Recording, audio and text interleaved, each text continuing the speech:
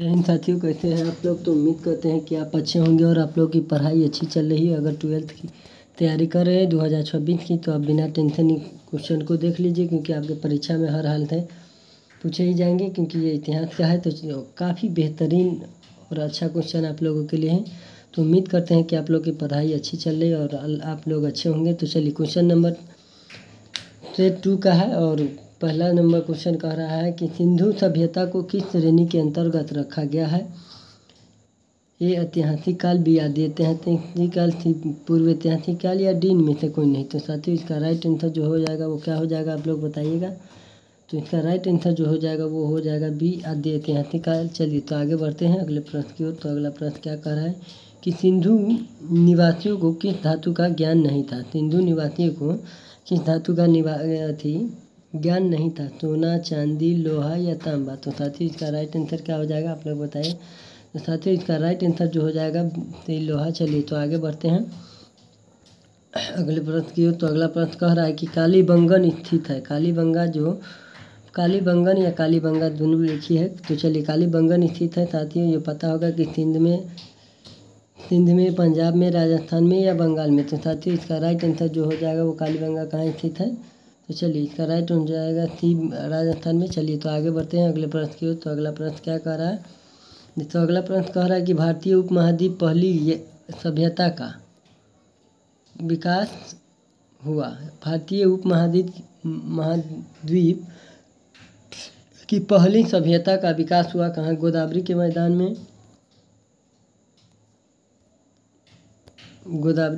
में, गंगा के मैदान में, सिंधु के मैदान में या महानदी के मैदान में। तो साथियों, इसका राइट आंसर जो है वो क्या हो जाएगा। तो इसका राइट आंसर जो हो जाएगा साथियों क्या हो जाएगा, सिंधु के मैदान में। चलिए, सी इज द राइट आंसर। चलिए, आगे बढ़ते हैं अगले प्रश्न की ओर। वीडियो को देख रहे हैं तो आप लोग लाइक ज़रूर कर दीजिए और अपने दोस्तों में शेयर कर दीजिए, और ताकि आपके साथ साथ आपका दोस्त भी इसका फ़ायदा उठा सकता है। तो हड़प्पा की बस्तियों की खुदाई की सर जॉन मार्शल या sir William Jones, Martin Wheeler या डी, ए और सी। तो साथियों, इसका राइट आंसर जो हो जाएगा वो क्या हो जाएगा, डी, ए और सी, यानी कि सर जॉन मार्शल और मार्टिन व्हीलर। चलिए, तो A is the right answer, D is the right answer. चलिए, आगे बढ़ते हैं अगले प्रश्न की ओर कि मुद्रा राक्षस जो है वो किसकी रचना है। तो ये आप लोग को भी पता होगा कि मुद्रा राक्षस किसकी रचना है। कौटिल्य, विशाखादत्त, मेगास्थनीज या इनमें से कोई नहीं। तो साथियों, इसका राइट आंसर जो है जो क्या हो जाएगा, इसमें बताइएगा। इसका राइट आंसर जो है साथियों वो क्या हो जाएगा। तो चलिए, इसका राइट आंसर जो हो जाएगा वो क्या हो जाएगा। चलिए, विशाखादत्त, मुद्रा राक्षस रत्न जो विशाखादत्त है। चलिए, B is the right answer. चलिए, आगे बढ़ते हैं अगले प्रश्न की ओर। वेदों की जो है वो संख्या कितनी है। साथियों, वेदों की संख्या जो है वो कितनी है, तो आप लोग बताइएगा। चलिए, वेदों की संख्या जो है साथियों वो कितनी हो जाएगी, 4, 5, 3 या 8। तो साथियों, वेदों की संख्या जो है इसका राइट आंसर जो हो जाएगा क्या हो जाएगा, 4, 5, 3 या 8। तो साथ ही इसका राइट आंसर जो हो जाएगा वो क्या हो जाएगा, ए 4। चलिए, ए इज द राइट आंसर। चलिए, आगे बढ़ते हैं अगले प्रश्न की ओर। तो अगला प्रश्न कह रहा है कि अशोक किस वंश का शासक था। नंद वंश, मौर्य वंश, गुप्त वंश या चोल वंश। तो साथियों, आप लोग को भी पता होगा कि अशोक जो है वो किस वंश का शासक था। तो चलिए, इसका राइट आंसर जो हो जाएगा वो क्या हो जाएगा, बी, मौर्य वंश। चलिए, आगे बढ़ते हैं अगला प्रश्न कह रहा है कि राजतरंगिणी के लेखक कौन थे। राजतरंगिणी के लेखक कौन से, पतंजलि, वानभट्ट, विशाखादत्त या कलहन। राजतरंगिणी के लेखक जो थे वो कौन थे। चलिए साथियों, इसका राइट आंसर जो हो जाएगा वो क्या हो जाएगा, डी, कलहन। चलिए, D is the right answer. Rajatarangini के लेखक कलहन थे। तो चलिए, अगला प्रश्न 10वां प्रश्न कह रहा है कि पतंजलि के महाभाष्य से हमें जानकारी मिलती है। पतंजलि के महाभाष्य से हमें जानकारी मिलती है गुप्त काल की, मौर्य काल की या प्राकृत।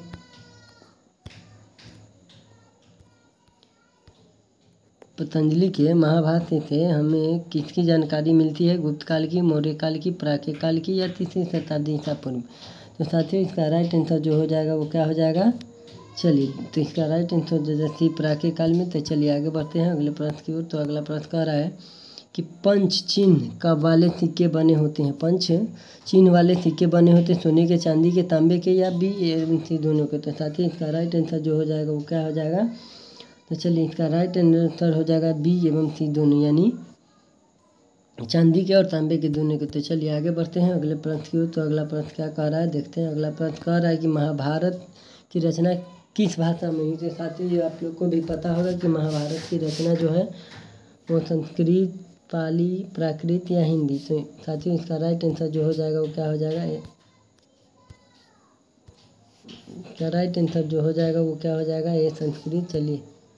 चलिए ए इज द राइट आंसर। आगे बढ़ते हैं अगले प्रश्न की ओर। तो अगला प्रश्न कह रहा है कि भारत में गंगा पुत्र के नाम से किसे जाना जाता है? ये आप लोग को भी पता है कि गंगा पुत्र महाभारत देखे होइएगा तो बहुत सी जानकारी आपको होगी। शांतनु, भीष्म, दुर्योधन या शकुनी? तो साथ ही इसका राइट आंसर जो हो जाएगा वो क्या हो जाएगा? चलिए इसका राइट आंसर जो हो जाएगा गंगा पुत्र भीष्म कहा जाता है। चलिए आगे बढ़ते हैं अगले प्रश्न की ओर। तो चलिए अगला प्रश्न है कि महर्षि व्यास द्वारा उत्पन्न संतान थी। महर्षि व्यास द्वारा उत्पन्न संतान थी पांडु, धृतराष्ट्र, विदुर या ये सभी? तो साथ ही इसका राइट आंसर जो हो जाएगा डी, ये सभी। चलिए D is the right answer. आगे बढ़ते हैं अगले प्रश्न की ओर। तो अगला प्रश्न कह रहा है कि चैनल पर नए हैं तो चैनल को सब्सक्राइब कर लीजिए और वीडियो को लाइक शेयर कर दीजिए ताकि आपके दोस्तों भी इसका फ़ायदा उठा सकते हैं, और ज़्यादा से ज़्यादा अपने दोस्तों में शेयर कर दीजिए। ऋग्वेद के पुरुष सूक्त में सर्वप्रथम किस वर्ण का उल्लेख मिलता है? ब्राह्मण, क्षत्रिय, वैश्य या शूद्र? तो साथियों इसका राइट आंसर जो हो जाएगा वो क्या हो जाएगा? इसका राइट आंसर जो हो जाएगा साथियों वो क्या हो जाएगा? D is the right answer शूद्र। चलिए तो आगे बढ़ते हैं अगले प्रश्न की ओर। अगला प्रश्न कह रहा है कि त्रिपिटक साहित्य है जैन धर्म का, बौद्ध धर्म का, शैव धर्म का या वैष्णव धर्म का? साथियों तो इसका राइट आंसर जो है वो क्या हो जाएगा? त्रिपिटक साहित्य जो है वो किस धर्म से संबंधित है? तो साथियों इसका राइट आंसर जो हो जाएगा वो क्या हो जाएगा? बौद्ध धर्म। चलिए B is the right answer. आगे बढ़ते हैं अगले प्रश्न की हीनयान और महायान संप्रदाय किस धर्म के हैं से संबंधित है? जैन धर्म, बौद्ध धर्म, हिंदू धर्म या सिख धर्म? तो हीनयान और महायान जो है साथियों वो किस धर्म से हैं?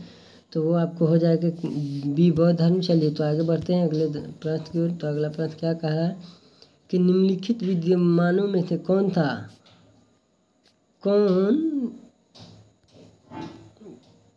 निम्नलिखित विद्वानों में से कौन सा सर्वप्रथम भारत आया? Humayun, Ibn Battuta, Marco Polo या फाहियान? तो साथियों इसका राइट आंसर जो हो जाएगा वो क्या हो जाएगा? तो इसका हो जाएगा डी, फाहियान। चलिए आगे बढ़ते हैं अगले प्रश्न की ओर। तो अगला प्रश्न कह रहा है महात्मा बुद्ध को महापरिनिर्वाण प्राप्त हुआ कपिलवस्तु में, पाटलिपुत्र में, कुशीनगर में या गया में? तो साथियों इसका राइट आंसर जो हो जाएगा वो क्या हो जाएगा? तो सी इज द राइट आंसर। चलिए तो आगे बढ़ते हैं कुशीनगर में। अगला प्रश्न कह रहा है कि महावीर का जन्म हुआ था। महावीर का जन्म जो है वो कहाँ हुआ था साथियों? आप लोग बताइएगा। लुम्बिनी में, पावापुरी में, कुंडलन में, वैशाली में या सारनाथ में? तो साथियों महावीर का जो जन्म हुआ था वो कहाँ हुआ था? सी, कुंडलवन, वैशाली में। चलिए तो आगे बढ़ते हैं अगले प्रश्न की ओर। तो अगला प्रश्न कह रहा है कि बुद्ध के बचपन का नाम क्या था? तो ये वर्धमान, सिद्धार्थ, देवदत्त या राहुल? तो साथियों बुद्ध के बचपन का जो नाम था वो क्या था? सिद्धार्थ। चलिए तो आगे बढ़ते हैं अगले प्रश्न की ओर। तो अगला प्रश्न कह रहा है कि जैन धर्म के 24वें तीर्थंकर कौन थे? जैन धर्म के 24वें तीर्थंकर कौन थे? ऋषभदेव, आदिनाथ, पार्श्वनाथ, महावीर, स्वामी? तो साथियों इसका राइट आंसर जो हो जाएगा वो क्या हो जाएगा? इसका राइट आंसर जो हो जाएगा वो क्या हो जाएगा?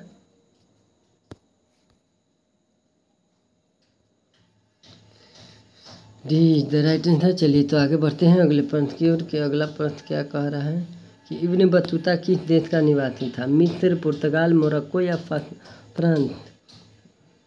इब्न बतूता जो है इनमें से कहाँ का रहने वाला था? मिस्र का, पुर्तगाल का या मोरक्को या फ्रांस का? तो साथियों इसका राइट आंसर जो हो जाएगा वो क्या हो जाएगा? मोरक्को। इब्न बतूता मोरक्को का निवासी था। तो चलिए आगे बढ़ते हैं अगले प्रश्न की ओर। कि भारत की जिन 3 भाषाओं के ग्रंथों के अरबी भाषा में हुए अनुवादों से अल-बिरूनी परिचित था वह थी संस्कृत, पाली तथा प्राकृत, हिंदी, संस्कृत तथा तमिल, हिंदी, उर्दू तथा संस्कृत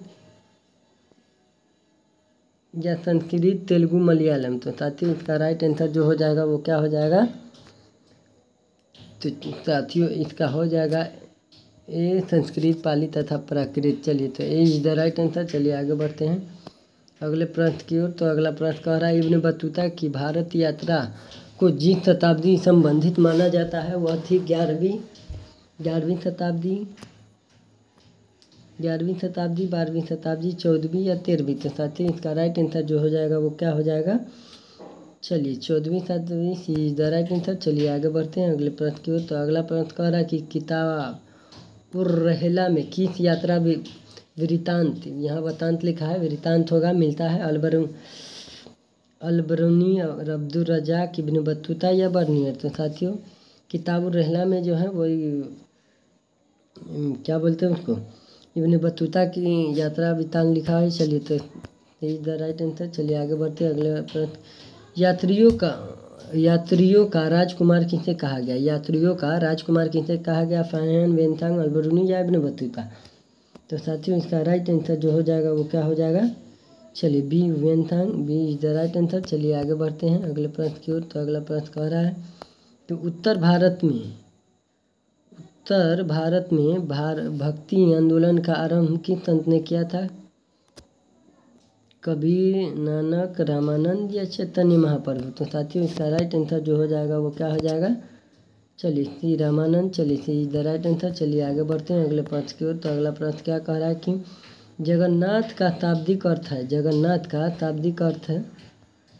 जगन्नाथ का शाब्दिक अर्थ है संपूर्ण विश्व का स्वामी, विष्णु एवं शिव का अवतार, सभी का हितैषी या इनमें से कोई नहीं। तो साथियों जगन्नाथ का जो शाब्दिक अर्थ हो जाएगा वो क्या हो जाएगा? संपूर्ण विश्व का स्वामी। चलिए आगे बढ़ते हैं अगले प्रश्न की ओर। तो निजामुद्दीन औलिया की किस सूफी सिलसिले से संबंधित है? निजामुद्दीन औलिया किस सूफी सिलसिले से संबंधित है? चिश्ती, सुहरवर्दी, कादरी या इनमें से कोई नहीं। तो साथियों इसका राइट आंसर जो हो जाएगा वो क्या हो जाएगा? या चिश्ती। चलिए ये चिश्ती, सुहरवर्दी, कादरी या इनमें से कोई नहीं। तो साथियों इसका राइट आंसर जो हो जाएगा वो क्या हो जाएगा? चलिए बहुत ये चिश्ती। चलिए आगे बढ़ते हैं अगले प्रश्न की ओर। तो अगला प्रश्न क्या कह रहा है देखते हैं। चलिए आगे बढ़ते हैं अगले प्रश्न की ओर। तो अगला प्रश्न कह रहा है कि कबीर शिष्य थे, कबीर जो है वो शिष्य थे, वो किसके शिष्य थे? रामानुज के, नानक के, रामानंद के या शंकराचार्य के। तो साथियों तो इसका राइट आंसर जो हो जाएगा वो क्या हो जाएगा? कबीर किसके शिष्य थे? तो वो थे रामानंद के। चलिए सी इज द राइट आंसर। चलिए आगे बढ़ते हैं अगले प्रश्न की ओर कि निम्न में से महिला रहस्यवादी संत थी अंडाल, कराईकल, रबिया या मीराबाई। निम्न में से महिला रहस्यवादी संत थी। तो साथियों इसका राइट आंसर जो हो जाएगा वो क्या हो जाएगा? सी रबिया। चलिए आगे बढ़ते हैं अगले प्रश्न की ओर। तो अगला प्रश्न क्या कह रहा है कि औरंगजेब का संबंध किस सूफी सिलसिले से था? औरंगजेब जो है उसका संबंध किस सिलसिले से था? चिश्ती, सोहरवर्दी, कादरी या नक्शबंदिया। तो साथियों इसका राइट आंसर जो हो जाएगा वो क्या हो जाएगा? Naqshbandiya, D is the right answer. चलिए आगे बढ़ते हैं अगले प्रश्न की ओर। तो अगला प्रश्न कह रहा है 2.5 दिन की झोपड़ी का निर्माण किसने करवाया था? 2.5 दिन की झोपड़ी का निर्माण जो है साथियों वो किसने करवाया था? निकोलो कुंटी, अब्दुल रज़ाक, केबक या बलबन। तो साथियों इसका राइट आंसर जो हो जाएगा वो क्या हो जाएगा? एबक थी इज द राइट आंसर। चलिए आगे बढ़ते हैं। 2.5 दिन का झोपड़ी एबक द्वारा रचा गया था। विजयनगर के स्थापना के समय दिल्ली का सुल्तान यह सुल्तान होगा कि विजयनगर के स्थापना के समय दिल्ली का सुल्तान कौन था? मोहम्मद बिन तुगलक, बर्मन, अलाउद्दीन खिलजी या फिर तुगलक। तो साथियों इसका राइट आंसर जो हो जाएगा वो क्या हो जाएगा? इसका राइट आंसर जो हो जाएगा साथियों वो क्या हो जाएगा? ये मोहम्मद बिन तुगलक। चलिए तो आगे बढ़ते हैं अगले प्रश्न की ओर। तो अगला प्रश्न कह रहा है विजयनगर प्रशासन करने वाला प्रथम राजवंश था सुलूक, कन्नम, संगम या अरविंद। तो साथियों इसका राइट आंसर जो हो जाएगा थी संगम वंश। चलिए आगे बढ़ते हैं अगले प्रश्न की ओर। तो अगला प्रश्न कह रहा है कि मान्यतानुसार अमर शब्द का आविर्भाव संस्कृत के जिस शब्द से हुआ है वह है मगर, समर, कमर या रकम। साथियों इसका राइट आंसर जो हो जाएगा वो क्या हो जाएगा? मगर, समर, कमर या रकम। तो साथियों इसका राइट आंसर जो हो जाएगा वो क्या हो जाएगा? B summer. चलिए तो B is the right answer. चलिए आगे बढ़ते हैं अगले प्रश्न की ओर कि फारस के शासक द्वारा अब्दुल रज़ाक को कालीकट जिस शताब्दी में भेजा गया वह थी 15वीं, 14वीं, 18वीं या 16वीं। तो साथियों इसका राइट आंसर जो है वो क्या हो जाएगा? तो इसका राइट आंसर हो जाएगा साथियों, क्या हो जाएगा? वो हो जाएगा 15वीं। चलिए ये इज द राइट आंसर। चलिए आगे बढ़ते हैं अगले प्रश्न की ओर। तो अगला प्रश्न क्या कहा? दिल्ली सल्तनत की स्थापना हुई थी। दिल्ली सल्तनत की जो स्थापना हुई थी वो कब हुई थी? 1526, 1206, 1326 या 1406। तो साथियों इसका राइट आंसर जो हो जाएगा वो क्या हो जाएगा? बी 1226 में। चलिए B is the right answer. चलिए आगे बढ़ते हैं अगले प्रश्न की ओर। तो अगला प्रश्न कह रहा है कि किन शासक के दरबार में अष्टदिग्गज रहते थे? अष्टदिग्गज में यानी 8 गो दिग्गज। किन शासक के दरबार में अष्टदिग्गज रहते थे? देवराय प्रथम के, कृष्णदेवराय या अच्युत राय, सदाशिव राय या। तो साथियों इसका राइट आंसर जो हो जाएगा वो क्या हो जाएगा? बी कृष्णदेवराय के। चलिए तो आगे बढ़ते हैं अगले प्रश्न की ओर। तो अगला प्रश्न कह रहा है निम्न में से पुर्तगाली यात्री कौन था? निम्न में से पुर्तगाली यात्री कौन था? एडुआर्डो बारबोसा, डोमिंगोस पेई, फर्नाओ नूनीज या इनमें से सभी। तो साथियों इसका राइट आंसर जो हो जाएगा वो क्या हो जाएगा? डी इनमें से सभी। चलिए तो आगे बढ़ते हैं अगले प्रश्न की ओर। तो अगला प्रश्न क्या कह रहा है कि अकबरनामा की रचना किसने की है? अमीर खुसरो, अल-बरूनी, इब्न बतूता या अबुल फजल। तो साथियों ये आप लोग को पता होगा कि अकबरनामा की रचना जो है वो किसने की है? तो वो इसका D is the right answer, Abul Fazal. चलिए आगे बढ़ते हैं अगले प्रश्न की ओर कि बाबर के संस्मरणों का मूल तो सही नाम एवं भाषा ठीक है। बाबर के संस्मरणों का मूलतः सही नाम एवं भाषा ठीक है। तुज़्क बाबरी, तुर्की, तारीख हिंदुस्तान एवं हिंदवी, बाबरनामा तथा फारसी या तारीख बाबर शाही तथा नहीं। तो साथियों इसका राइट आंसर जो हो जाएगा वो क्या हो जाएगा?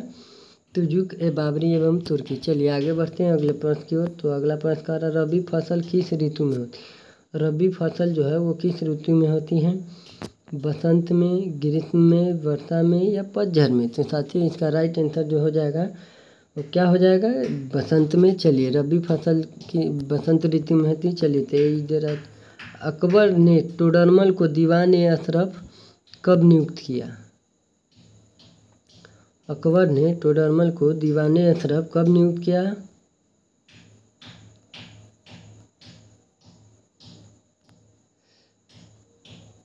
साथियों 1582, 1583, 84 या 1585। साथियों इसका राइट आंसर जो हो जाएगा वो क्या हो जाएगा? ये इज द राइट आंसर 1582। चलिए आगे बढ़ते हैं अगले प्रश्न की ओर। तो अगला प्रश्न कह रहा है कि किस ग्रंथ में बाबर से लेकर अकबर के काल तक का हर मिलता है? बाबरनामा, अकबरनामा, जहांगीरनामा या सभी। तो साथियों इसका राइट आंसर जो हो जाएगा वो क्या हो जाएगा? बी अकबरनामा। चलिए तो आगे बढ़ते हैं अगले प्रश्न की ओर। तो अगला प्रश्न कह रहा है कि आईने अकबरी के अनुसार भूमि को कितने भागों में बांटा गया? आईने अकबरी के अनुसार भूमि को यानी जमीन को कितने भागों में बांटा है? 2 भागों में, 5 भागों में, 4 भागों में या 6 भागों में। तो साथ ही इसका राइट आंसर जो हो जाएगा वो क्या हो जाएगा? 4 भागों में। चलिए इज द राइट आंसर। चलिए आगे बढ़ते हैं अगले प्रश्न की ओर कि जहांगीर का जो है शासनकाल क्या है? तो साथियों जहांगीर का जो शासनकाल है वो क्या है? 1526 से 1530, 1530 से 56 या 56 से 1605 या 1605 से 1627। तो इसका राइट आंसर जो हो जाएगा साथियों क्या हो जाएगा? डी 1605 से 1627। चलिए तो आगे बढ़ते हैं अगले प्रश्न की ओर। तो अगला प्रश्न कह रहा है निम्नलिखित में अकबर किस पर आधारित नहीं करता का अधिकार? निम्नलिखित में से इनमें से किस पर अकबर अपना अधिकार नहीं कर सका? क्या हो जाएगा? मेवाड़, मारवाड़, चित्तौड़ या जोधपुर। तो साथियों इसका राइट आंसर जो हो जाएगा वो क्या हो जाएगा? ए मेवाड़। चलिए तो आगे बढ़ते हैं अगले प्रश्न की ओर। तो अगला प्रश्न क्या कह रहा है कि अकबर का संरक्षक कौन था? अकबर का जो संरक्षक था वो कौन था? फौजी, मुनीफ खां, अब्दुल रहीम या बैरम खां। तो अब साथियों अकबर का जो संरक्षक था वो कौन था? डी बैरम खां। चलिए तो D is the right answer. चलिए आगे बढ़ते हैं अगले प्रश्न की ओर। अगला प्रश्न कह रहा है तो मुगल नाम व्युत्पन्न हुआ यानी उत्पन्न हुआ। तो मध्य एशिया से, मंगोल से या मोगली नामक पूछता है या इनमें से कोई नहीं। तो साथियों इसका राइट आंसर जो हो जाएगा वो कहा जाएगा बी मंगोल थे। चलिए तो आगे बढ़ते हैं। अगला प्रश्न, औरंगजेब का देहांत जो है वो कब हुआ था? 1857, 1707, 1907 या 1607। तो साथियों इसका राइट आंसर जो हो जाएगा क्या हो जाएगा? बी 1707। चलिए तो चलिए आगे बढ़ते हैं अगले प्रश्न की ओर। तो अगला प्रश्न क्या कह रहा है कि बुलंद दरवाजा जिस स्थान पर है वह कहाँ है? वह आगरा, फतेहपुर सीकरी, फतेहनगर या फिरोजपुर। तो साथियों बुलंद दरवाजा जो वो फतेहपुर सीकरी में। चलिए तो B is the right answer. चलिए आगे बढ़ते हैं अगले प्रश्न की ओर। तो अगला प्रश्न क्या कह रहा है कि बादशाह नामा किसने लिखा? बादशाह नामक वो किसने लिखा है? फौजी, अबुल फजल, अब्दुल हमीद लाहौरी या निजामुद्दीन अहमद। तो साथियों इसका राइट आंसर जो हो जाएगा वो क्या हो जाएगा? इसका राइट आंसर जो हो जाएगा साथियों अब्दुल हामिद लाहौरी। चलिए इज द राइट आंसर। चलिए आगे बढ़ते हैं अगले प्रश्न की ओर। तो अगला प्रश्न कह रहा है दरबार में अभिवादन का तरीका निम्न में से कौन सा था? दरबार में कोरनी, सजदा, पायबोस या ये सभी। तो साथियों इसका राइट आंसर जो हो जाएगा वो क्या हो जाएगा? डी इनमें से सभी। चलिए तो आगे बढ़ते हैं अगले प्रश्न की ओर। अगला प्रश्न, गुलबदन बेगम कौन थी? गुलबदन बेगम जो है वो कौन थी? नर्तकी, गायिका, लेखिका या नायिका। तो साथियों इसका राइट आंसर जो हो जाएगा वो क्या हो जाएगा? गुलबदन बेगम जो थी साथियों इसमें से सी इज द राइट आंसर। चलिए आगे बढ़ते हैं, लेखिका थी। तो आगे बढ़ते अगले प्रश्न की ओर। तो अगला प्रश्न कह रहा है कि मुगल प्रशासन में जिले को किस नाम से जाना जाता था? मुगल प्रशासन में जिले को है जो किस नाम से जाना जाता था? आहार, सूबा, सुरकार या दस्तूर। तो साथियों इसका राइट आंसर जो हो जाएगा वो क्या हो जाएगा? सरकार। तो चलिए जिला को सरकार के नाम से जाना जाता मुगल था। तो चलिए संथाल विद्रोह का नेतृत्व किया। संथाल विद्रोह का नेतृत्व किसने किया था? जतरा भगत ने, दुबिया गोसाई ने, भागीरथी ने या सिद्ध एवं कानून।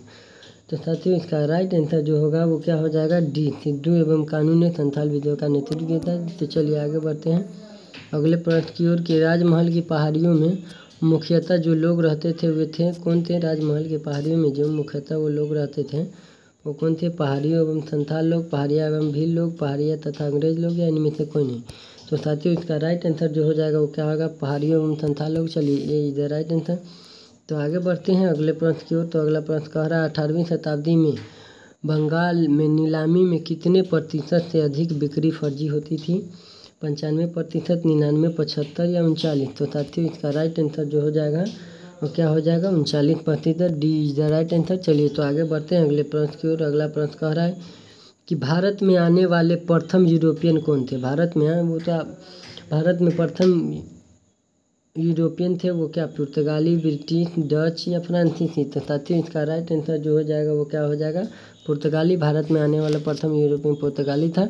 चलिए तो आगे बढ़ते हैं। रैयतवाड़ी बंदोबस्त के जनक थे। रैयतवाड़ी बंदोबस्त के जनक थे वो जनक कौन थे? मार्टिन बर्ड, बुकानन, मुनरो एवं रीड या इनमें से सभी। तो साथियों इसका राइट आंसर जो हो जाएगा वो क्या हो जाएगा? मुनरो एवं read is the right answer. तो चलिए आगे बढ़ते हैं अगले प्रश्न की ओर। अगला प्रश्न क्या कर रहा है कि किस सरकारी रिपोर्ट से भारतीय कृषि जनजातियों की स्थिति का पता चलता है? किस सरकारी रिपोर्ट से भारतीय कृषि जनजातियों की स्थिति का पता चलता है? बुकानन की रिपोर्ट, 5वीं रिपोर्ट, दक्कन दंगा आयोग या सभी। तो साथियों इसका राइट आंसर जो हो जाएगा क्या हो जाएगा?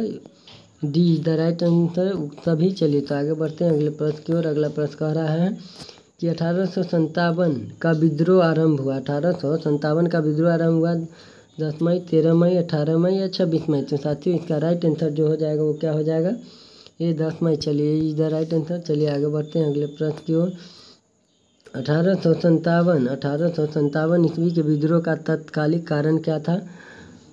तो क्या था? रिंगफेंस नीति, लैप्स का सिद्धांत, चर्बी वाले कारतूस या ईसाई धर्म का प्रचार। तो साथियों इसका राइट आंसर जो हो जाएगा वो क्या हो जाएगा? चर्बी वाले कारतूस, जिसमें बोल दिया था कि इसमें गाय और सुअर दोनों का चर्बी लगा है जिसको दांत से खोलना था कारतूस को। चलिए तो जिसके कारण वो तो अंग्रेज सोच रहा था कि न मुस्लिम खोलेगा, गाय के चर्बी थे हिंदू को मतलब घिन आता और सुअर के चर्बी से मुस्लिम को, इसके कारण फिर भी एक मुस्लिम ने उसको खोल दिया था जिससे वह भ्रष्ट नहीं हो सका। और चलिए आगे बढ़ते हैं। धुंधु पंत नाम था, धुंधु पंत नाम था किनका नाम था? तात्या टोपे का, मंगल पांडे का, नाना साहब का या रानी लक्ष्मीबाई का? तो साथियों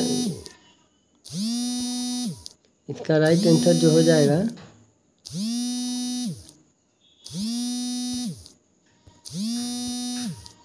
तो इसका राइट आंसर साथियों क्या हो जाएगा? चलिए आगे बढ़ते हैं। तो इसका राइट आंसर जो हो जाएगा वो क्या हो जाएगा? सी नाना साहब का। तो चलिए आगे बढ़ते हैं अगले प्रश्न की ओर। तो अगला प्रश्न क्या कह रहा है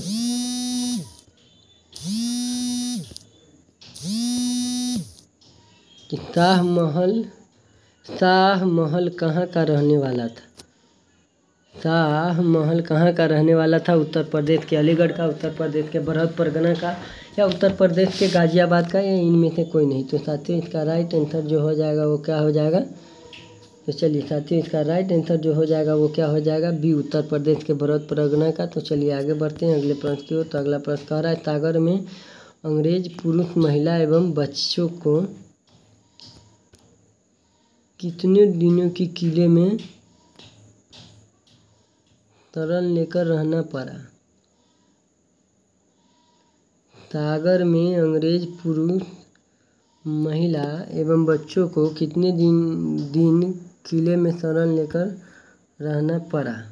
तो साथियों इसका 50, 111 या 222 या 150? तो साथियों इसका राइट आंसर हो जाएगा 222 दिन। तो चलिए आगे बढ़ते हैं अगले प्रश्न की ओर। तो अगला प्रश्न क्या कह रहा है? तो अगला प्रश्न कह रहा है कि द ग्रेट रिवॉल्ट नामक पुस्तक किसने लिखी? पट्टाभी सीतारमैया, अशोक मेहता, जेम्स आउटरम या रॉबर्टसन? तो साथियों इसका राइट आंसर जो हो जाएगा वो क्या हो जाएगा? Ashok Mehta, B is the right answer. चलिए आगे बढ़ते हैं अगले प्रश्न की ओर। दक्षिण भारत में किस स्थान पर विद्रोह हुआ था? दक्षिण भारत में किस स्थान पर विद्रोह हुआ था? कोल्हापुर, सतारा, पूना या इनमें से सभी जगह? तो साथियों इसका राइट आंसर जो हो जाएगा वो क्या हो जाएगा?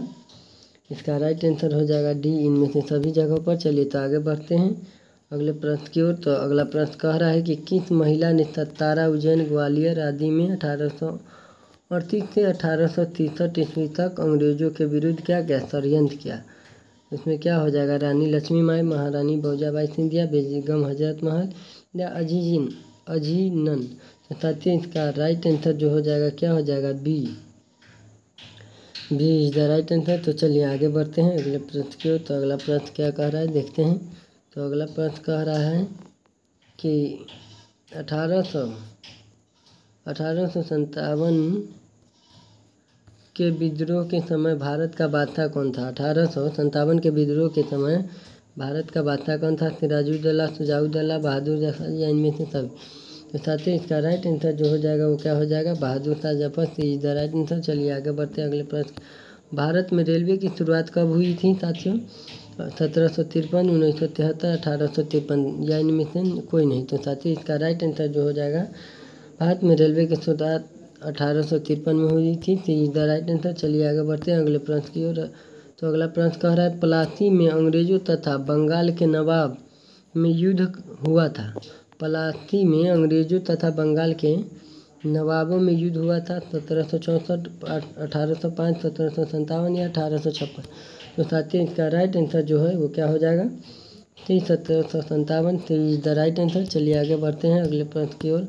अगला प्रश्न कह रहा है कि चौल इमारत इस नगर की प्रमुख विशेषता है। चौल इमारतें इस नगर की प्रमुख विशेषता है। दिल्ली, बम्बई, मद्रास या कलकत्ता? तो साथियों इसका राइट आंसर जो हो जाएगा वो क्या हो जाएगा? बी, बम्बई। चलिए B is the right answer. चलिए आगे बढ़े। बम्बई या अभी मुंबई कहते हैं इसको। तो चलिए आगे बढ़ते हैं। छोटे अस्थाई बाजार को क्या कहते हैं? छोटे अस्थाई बाजार को क्या कहते हैं साथियों? कस्बा, सिविल लाइन्स, गंज या वाइट टाउन? तो साथियों छोटे अस्थाई बाजार को साथियों क्या कहते हैं? चलिए गंज कहते हैं, गंज कहते हैं। चलिए तो सी इज द राइट आंसर। आगे बढ़ते हैं अगले प्रश्न की ओर। तो अगला प्रश्न का 1919 के अधिनियम को क्या कहा जाता है? रॉलेट एक्ट, मार्टिन मिंटो सुधार एक्ट, मॉन्टी चेम्सफोर्ड सुधार एक्ट या वर्नाक्यूलर एक्ट? तो साथियों इसका राइट आंसर जो हो जाएगा वो क्या हो जाएगा? सी, मॉन्टाग्यू चेम्सफोर्ड सुधार एक्ट। चलिए तो सी इज द राइट आंसर। चलिए आगे बढ़ते हैं अगले प्रश्न की ओर। सविनय अवज्ञा आंदोलन जो है वो कब आरंभ हुआ था? 1920, 1923, 1930 या 1933? तो साथियों इसका राइट आंसर जो हो जाएगा वो क्या हो जाएगा? सी, 1930। चलिए तो आगे बढ़ते हैं अगले प्रश्न की ओर कि जलियांवाला बाग हत्याकांड किस वर्ष हुआ था? साथियों ये आप लोग को सबको पता है कि जलियांवाला बाग हत्याकांड का 1919, 1920, 1907, 1929। तो साथियों इसका राइट आंसर जो हो जाएगा ये 1919। चलिए तो आगे बढ़ते हैं अगले प्रश्न की ओर। तो अगला प्रश्न कह रहा है कि इंडियन नेशनल आर्मी का गठन किसने किया? इंडियन नेशनल आर्मी का गठन जो किसने किया? भगत सिंह, चंद्रशेखर आजाद, सुभाष चंद्र बोस या गांधी जी? तो साथियों इसका राइट आंसर जो हो जाएगा वो क्या हो जाएगा? सुभाष चंद्र बोस। चलिए इंडियन नेशनल आर्मी का गठन सुभाष चंद्र बोस ने किया। सी इज द राइट आंसर। चलिए आगे बढ़ते हैं अगले प्रश्न। निम्नलिखित में से किस प्रकाशन अबुल कलाम आज़ाद ने किया? अबुल कलाम आज़ाद और अब्दुल कलाम आज़ाद में अंतर है। नाम में आप लोग कन्फ्यूजन नहीं होइएगा। न्यू इंडिया, अल हिलाल, यंग इंडिया या कॉमरेड? तो साथियों इसका राइट आंसर जो हो जाएगा वो क्या हो जाएगा? Al Hilal, B is the right answer. चलिए तो आगे बढ़ते हैं अगले प्रश्न की ओर। तो अगला प्रश्न क्या कह रहा है कि तुम मुझे खून दो मैं तुम्हें आज़ादी दूंगा, ये किसका कथन था?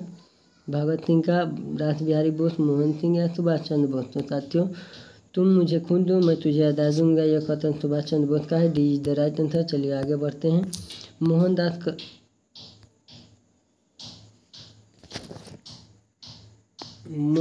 करमचंद को महात्मा बनाया था। मोहनदास करमचंद को महात्मा बनाया था किस?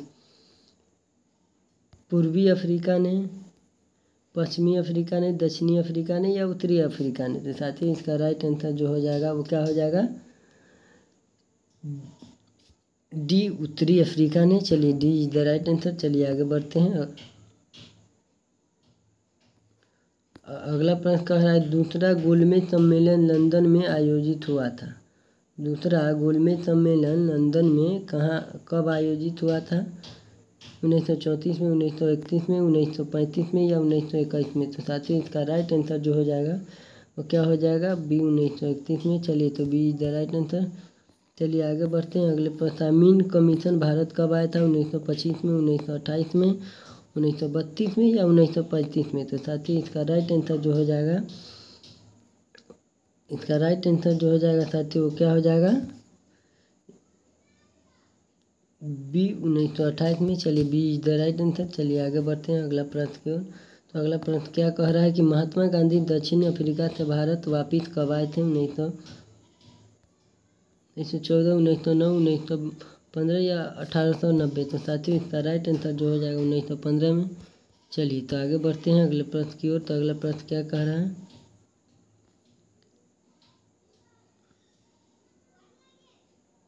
1917 में चंपारण गांधी जी किसके अनुरोध पर गए थे? आए थे राजेंद्र प्रसाद, अरविंद घोष, गोपाल कृष्ण गोखले या राजकुमार शुक्ल? तो साथियों इसका राइट आंसर जो हो जाएगा वो क्या हो जाएगा? डी, राजकुमार शुक्ल। चलिए तो आगे बढ़ते हैं अगले प्रश्न की ओर कि कौन सा आंदोलन दांडी से प्रारंभ किया गया?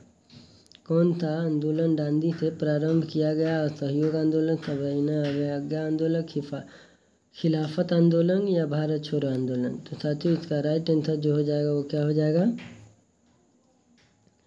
तो इसका राइट आंसर जो हो जाएगा वो क्या हो जाएगा? चलिए डी, भारत छोड़ो आंदोलन। तो चलिए आगे बढ़ते हैं अगले प्रश्न की ओर। तो अगला प्रश्न कह रहा है हिंदू महासभा की स्थापना किस वर्ष हुई थी? हिंदू महासभा की स्थापना जो है वो किस वर्ष हुई थी?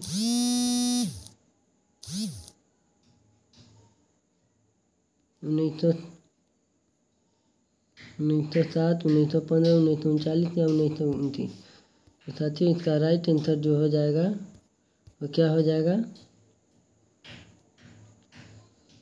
चलिए B is the right answer, 1915। चलिए आगे बढ़ते हैं अगले प्रश्न की ओर। तो अगला प्रश्न कह रहा है मुस्लिम लीग ने अपनी पाकिस्तान निर्माण संबंधी मांग का प्रस्ताव जिस वर्ष सर्वप्रथम किया था वह था 1940, 1940, 1907 या 1919? तो साथियों इसका राइट आंसर जो हो जाएगा वो क्या हो जाएगा? 1907। चलिए सी द राइट आंसर। चलिए आगे बढ़ते हैं अगले प्रश्न की ओर। तो अगला प्रश्न, भाष चंद्र बोस यानी सुभाष चंद्र बोस भारतीय राष्ट्रीय कांग्रेस के अध्यक्ष कब बने थे? 1938 बहुत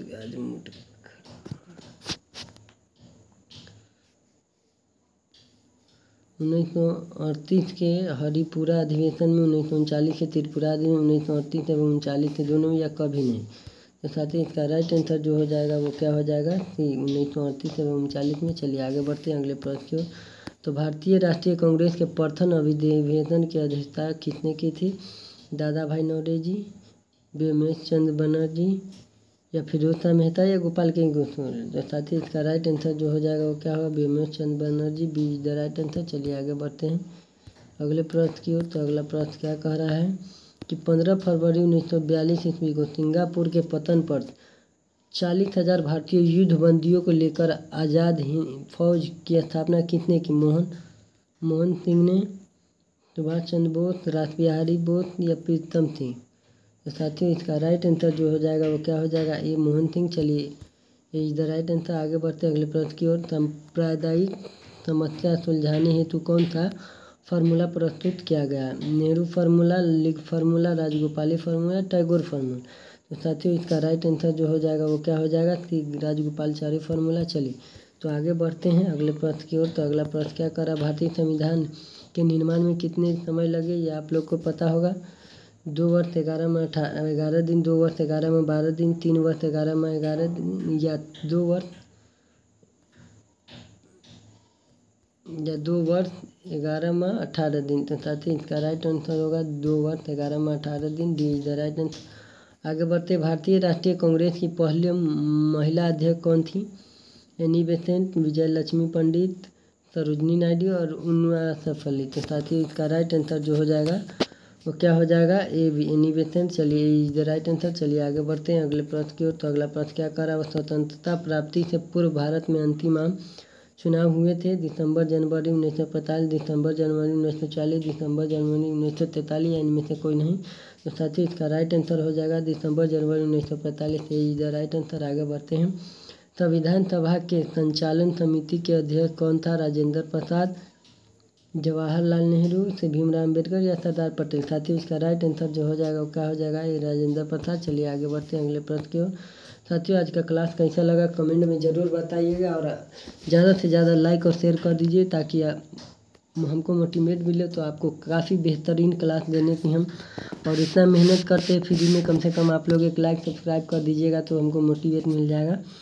तो 1895 ईस्वी के स्वराज विधेयक किसने निर्देशन में तैयार किया गया? सुभाष चंद्र बोस, अम्बेडकर, बाल गंगाधर तिलक, या जवाहरलाल नेहरू। तो साथियों इसका राइट आंसर जो हो जाएगा वो क्या हो जाएगा? सी बाल गंगाधर तिलक। चलिए आज का आखिरी प्रश्न है, समा प्रश्न। कहे थे कि सेट आपको 1 से 100 तक देंगे, तो हम अपने वादे पर खरा उतरे। और आप लोग उम्मीद करते हैं कि आप लोग चैनल पर नए होंगे तो चैनल को सब्सक्राइब कर दीजिएगा और वीडियो को लाइक शेयर ज़रूर कर दीजिएगा ताकि आपके दोस्तों के पास इसका फ़ायदा पहुंच सके। तो आज का आखिरी प्रश्न रहा कि भारतीय संविधान सभा का गठन कैबिनेट मिशन के अंतर्गत किस वर्ष हुआ था? 1942, 1944, 1946, या 1948। तो साथियों इसका राइट आंसर जो हो जाएगा वो क्या हो जाएगा? सी 1940। तो चलिए साथियों आज का क्लास कैसा रहा आप लोग कमेंट करके ज़रूर बताइएगा, और मिलते हैं अगले वीडियो के लिए। और उम्मीद करते हैं कि आप लोग अच्छे होंगे, आप लोगों की पढ़ाई अच्छी चल रही है। तो मिलते हैं, चलिए आप लोग से अगले वीडियो में। तब तक के लिए जय हिंद।